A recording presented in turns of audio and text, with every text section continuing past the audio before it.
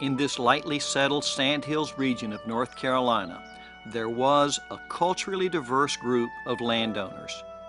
So we asked the question, who were the people that Gilbert Woods talked to who made the offer for the purchase for the Army?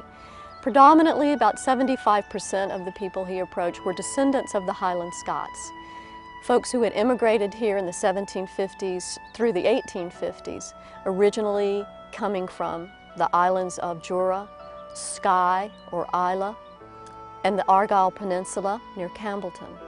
That was their major port of export, and they came to Wilmington, up the Cape Fear Valley, up the Cape Fear River, and settled into the Sandhills. Many of those descendants of those people are also buried in the 27 cemeteries that we have on Fort Bragg. The second, perhaps largest group were African Americans who would have come here originally as enslaved Africans. Many of these stayed, became tenant farmers, also became landowners, so the descendants of those communities are also here. And the third group would be historic American Indians, predominantly in the western part of what's now Fort Bragg.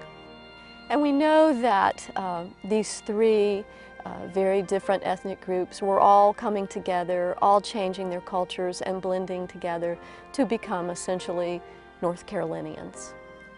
The people here grew subsistence farming activities for the most part.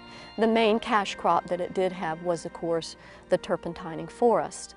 The Scots came with that knowledge of how to extract tar and pitch from the pine trees, and that was a major export to the British colonies throughout the 18th centuries and into the early 19th centuries.